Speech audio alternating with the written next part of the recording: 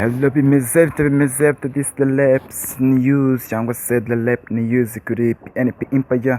Nje mwumva nyine nkabanje kubabyezaho zimwe mu nkuru ziri gucicikana hirya no hino ku bice bitandukanye. Reka dukuru zacu rero tuzitangirire ku itegurwa ry'inama nyine ya CHOGM cyangwa se Commonwealth Head of Government Meeting ya 2022 izabera hano Kigali. Nyine harabura amasaha make kabisa kugira ngo iyi nama ibe. Reka tubwire ko mu gihe habura iminsi rero itarenze ibiri gusa ngo u Rwanda rwakire inama y'abakuru b'ibihugu nyine bagize guverinoma y'abakuru b'ibihugu nyine cyangwa se yaba heads of states bibumbiye mu muryango wa Commonwealth cyangwa se umuryango ukoresha ururimi rw'icyongereza mu mihanda mu mujyi wa Kigali kabisa. Akaba hatatswe amabendera meza cyane ka hafi 58 agaragaza nyine ibihugu bizagenda byitabira iri rushanwa nyine nk'uko bigaragara buri wese nyine agenda bibona ko umujyi wa Kigali kabisa warimbishijwe.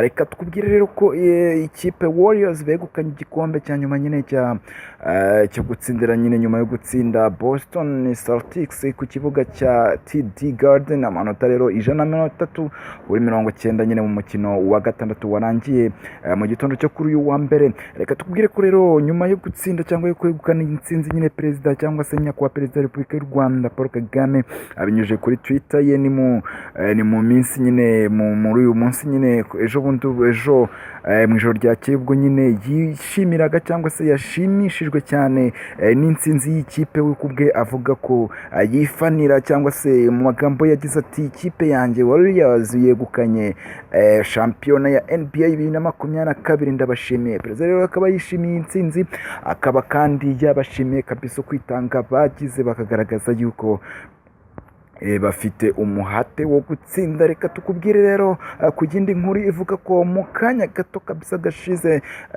ikinyamakuru rero byiza cyo kivuga yuko hari muri Repubulika ya Demokarasi ya Congo cyangwa se hari ku mupaka nyine w'u Rwanda Repubulika ya Demokarasi ya Congo umusirikare wa Repubulika ya Demokarasi ya Congo cyangwa se umusirikare wa FARDC ARASIWE ku mupaka hari ya Petit Barriere uhuza igihugu cy'u Rwanda ndetse n'akarere igihugu ku mupaka uhana imbibi n'igihugu cy'u Rwanda. Ni ukuvuga nyine ni mu karere ka Rubavu hagati nyine ya Congo n'u Rwanda. Ikinyamakuru rero kivuga yuko umusirikare yinjiye yarasanye n'abapolisi b'u Rwanda barinda nyine ku mupaka hariya nyine akomeretsamo umwe kubera ko yakomeje nyine kurasa mu kwitabara nawe bakaba barashe ariko agahita apfa. Iyi nkuru rero ikurikiye imyigaragambyo yabaye nyine tariki ya 15 Kamena nyine aho abaturage b'Igoma begereye nyine cyangwa se bagerageje kwinjira i Rubavu mu gihugu cy'u Rwanda abananira nyine birabananira cyangwa se byananira bagatega amabuye cyangwa se bagatera amabuye ya polisi b'u Rwanda barinda ku mupaka bisa nkaho ari ubushotoranyi nyine bagaragaje nyine. Reka iyi nkuru nyine tuyivuyeho tukubwira komeza nyine mu bya Repubulika ya Demokarasi ya Congo. Ejo bundi nyine amakuru avuga yuko perezida wa Repubulika ya Demokarasi ya Congo ya Kisekedi nyine cyangwa se Felix Kisekedi yayoboye inama nyine idasanzwe y'akanama gakuru ku mutekano hafatwa imyanzuro ikarishye irimo gusaba guverinoma y'iki gihugu guhagarika amasezerano yose ifatanye n'u Rwanda. Ni mu itangazo nyine ryasomwe n'umuvugizi wa guverinoma akaba na minisitiri w'itumanaho n'itangazamakuru Patrick Muyaya Katembwe yavuze ko nyine iki gikorwa HDC ishinja u Rwanda ko ari ubushotoranyi bw'indengakamere ko kuvogera ubusugire bw'iki gihugu. Avuga ati rero iyi mitwarire yo gukunda intambara y'u Rwanda yifashishijwe nyine mu gutangaza no gutegura ibikorwa byo kongera guhangabanya umutekano w'amahoro n'inzirakarengane z'abaturage ba Repubulika ya Demokarasi ya Congo. Kubw'ibyo rero Kinshasa irasaba ko u Rwanda rwahita rukura ingabo zarwo zitwikiriye umutwe w'iterabwoba wa M23 wa mu butaka bwa Congo. Reka tukubwire ko rero nyine hashize igihe nyine Congo ishinja u Rwanda ibirego ariko u Rwanda bwo ruvuga ko bidafite ishingiro nyine byo kuvuga ngo M23 harimo abasirikare b'u Rwanda. Yoranda Macron rero umuvugizi wa Repubulika cyangwa se wa guverinoma y'u Rwanda akaba akomeza cyangwa se uretse guhakana ibi bikorwa Congo igenda itangaza avuga ko nta bihuriye n'ukuri. Reka tuve rero kuri iyo nkuru rero ya Congo tukubwira imihanda izakoresha muri CHOGM CHOGM imihanda izakoreshwa mu itariki rero kuva tariki y'umunsi ya 17 Kamena n'abitabiriye inama ya CHOGM ni Serena Hotel SP Petrol Station. Polisi y'igihugu nyine rangira inama abantu gukoresha indi mihanda irimo unyura kuri CHUK imbuga City Walk SP Petrol Station nyine. Abakoresha umuhanda barasabwa nyine kwirinda amakosa yateza umuvundo n'ibinyabiziga cyangwa se impanuka. Abapolisi bazaba abari ku mihanda kugira ngo bayobore ugize ikibazo akazajya hamagara nyine kuri nimero 903. Reka tuve kuri iyo ngiyo rero tukubwire yuko ikipe nyine ya PRFC yamaze kwegukana muri mugoroba. Ikipe ya PRFC yamaze kwegukana irushanwa cyangwa se championnat y'igihugu nyine y'amakipe y'amaklub ya football.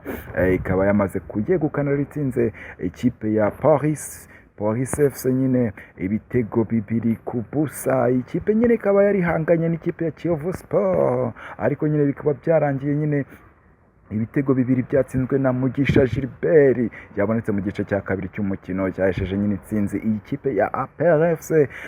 Banayihesheje nyine igikombe cya 20 cya champion. Urabyumva cyanabaye igikombe cya gatatu kikurikiranya ikipe ikegukana kabisa. Coup de chapeau ku ikipe ya APRFC.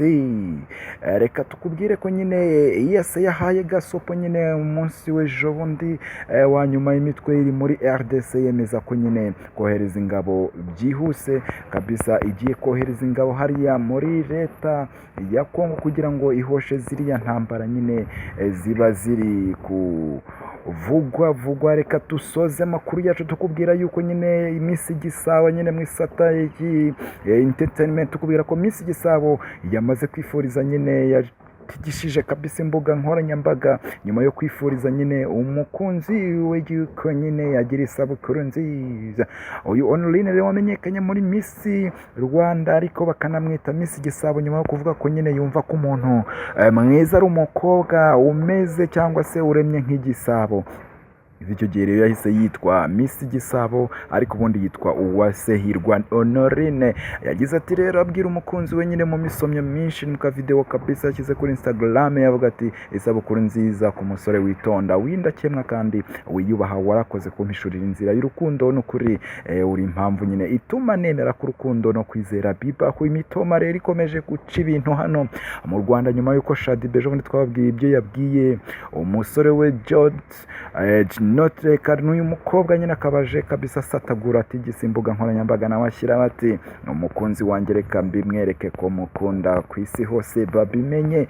Reka inkuru zacu nyine tuzisoreza aha ngaha tukubwira ko muri entertainment nyine amakuru ahari ari uko nyine King James yasohoye indirimbo nyine ejo iri kuri album ye nshyashya yise Ubushobozi, yakomotse nyine ku rukundo rw'abafana be yatahiye ubukwe muri Leta Zunze Ubumwe za Amerika. Ubwo aherutse gutaha ubukwe bw'abafana be. Rero tukubwira ko King James aherutse gutangaza ko album ya kabisa Ubushobozi, iyi album imaze kumwinjiriza asaga $66 aho ayicururiza kuri Zana Talent yiwe. Reka tukubwire ko ye rero andi makuru ari kuvugwa nta yandi yuko nyine umusore wabice bigacika witwa Fouine agiye gutaramira abanyakigali nyine. Ron Mood wamenyekanye nka Fouine ni umuraperi w'umunyamaroc ufite ubwene gihugu bwo France ari naho yavukiye nyine. Uyu muraperi wamenyekanye cyane mu ndirimbo zinyuranye zirimo Toi Même, Tombe Poel, Veni Vidi n'izindi zitandukanye. Uramuzi no mu ndirimbo yakoranye na Zaho yitwa Allo.